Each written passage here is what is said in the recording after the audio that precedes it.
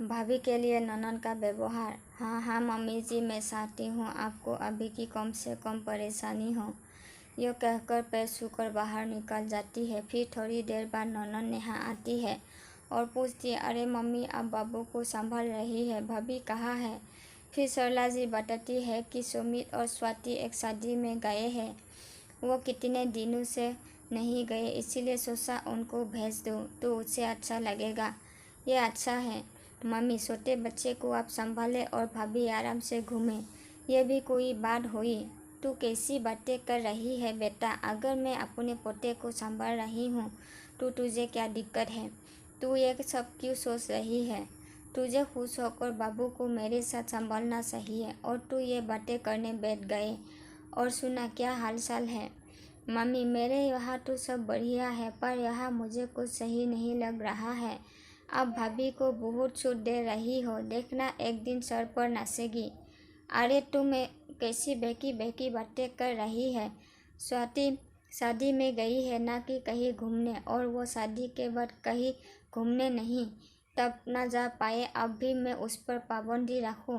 अगर तेरी सास तेरे साथ भी ऐसा करे तो तुझे अच्छा लगेगा? और 2 दिन की ही बात है, मैं संभाल लूँगी बाबू को। तो थोड़ी देर बाद एक फ़ोन आती है तो वह सुनार से बात करती हुई कहती है, हाँ हाँ भैया, सेट तैयार हो तो भिजवा दीजिए। इतना सुनते हैं फिर बेटी पूछती, मम्मी क्या मंगा रही हो? तब उसकी माँ कहती, मैंने एक गले का सेट बनवाया है, उसकी बात चल रही थी और वो सुनार आज दे जाएगा। अच्छा मम्मी, किसके लिए हार बनवाया है? नेहा पूछती है। तब वो कहती है कि मैंने अपने बेटी के लिए बनवाया। तो नेहा सहकर कहती है कि मम्मी मेरे लिए अभी क्यों? आपने मेरे जन्मदिन पर डायमंड की रिंग तो दी थी। तब सरला जी कहती है, अरे तेरे लिए नहीं, स्वाति की मैरिज एनिवर्सरी आ रही है तो सोचा उसके लिए पहले से बनवा लो। फिर नेहा कहने लगती, मम्मी आप तो भाभी को साड़ी भी गिफ्ट कर सकती थी, हार की क्या ज़रूरत? तब सरला जी कहती, नेहा मैं साड़ी दे सकती थी, पर पहली मैरिज एनिवर्सरी है और तुझे डायमंड रिंग दे सकती हूँ तो बहू को क्यों नहीं? बहू भी मेरे लिए बेटी है। अगर मैं उसकी खुशियों का ख्याल नहीं रखूँगा तो कौन रखेगा? इस तरह से नेहा को समझ आ रहा था भाभी के लिए मम्मी का अटैचमेंट बढ़ रहा है। तब वो टुनक कर कहती है कि अब तो मम्मी भाभी ही प्यारी हो गए जो उसके लिए इतना सोच रही हो। बेटी की जगह भी ले ली, आखिर हो भी क्यों ना, आखिर बहू सेवा जो करती है। तब सरला जी भी डांटते हुए कहती है, अब बहुत हुआ नेहा, अब मैं स्वाति के खिलाफ एक शब्द नहीं सुनूंगी। फिर सवाल जवाब करते हुए कहती है, मम्मी बहुत सराओ, फिर कुछ बुराई ना बताना। फिर क्या था? शोला जी ने पूछा, तो आखिर चाहती क्या है? मैं और तेरी भाभी एक होकर ना रहे, मैं दुखी रहूं और उसे दुखी करूं। बस तू जब भी आए मैं अपने दुख भरी कहानी का पिटारा खोलूं और तेरे सामने बैठ जाऊं, तभी तुझे सुकून मिलेगा। तू नहीं चाहती क्या तेरी माँ और भाभी खुश रहे? क्या तेरे साथ भी ऐसा तेरी ननद तेरी सास भी भड़काती है?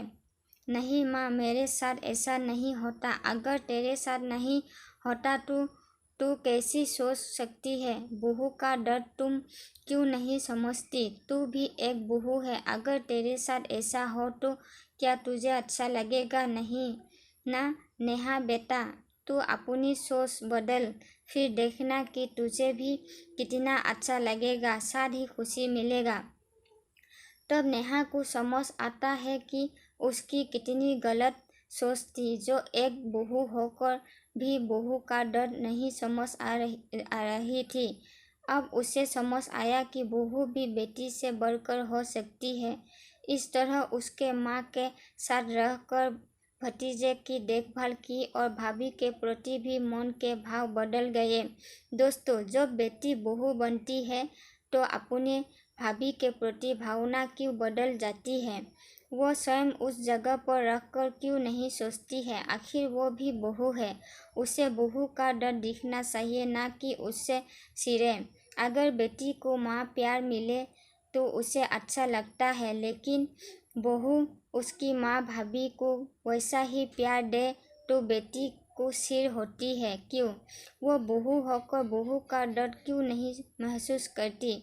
आज भी ये भावना ननद भाभी के रिश्ते में कहीं न कहीं देखने को मिलती। इसी कारण बहू को माँ जैसा प्यार नहीं मिलता, क्योंकि सास के मन में कड़वाहट भाव भरे जाने के कारण बहू ये डर सहती है। उसके प्रति काम करने का भार डालना और कहीं आने जाने की आज़ादी पर रोक टोक ही बहू का डर बन जाता है। यही हमारे समाज की मानसिकता के चलते बहू पर बेड़ियां बांध दी जाती है।